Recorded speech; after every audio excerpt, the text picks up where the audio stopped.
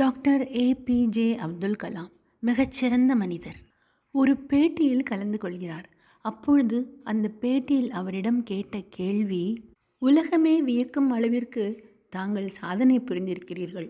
தங்களின் சாதனையிலேயே மிக உயர்வான சாதனை எது என்று கேட்கிறார்.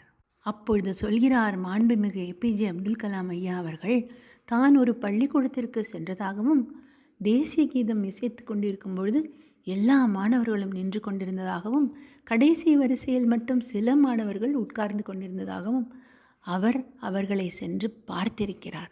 பார்த்தால் அவர்கள் எல்லோரும் போலியோவினால் பாதிக்கப்பட்டவர்கள்.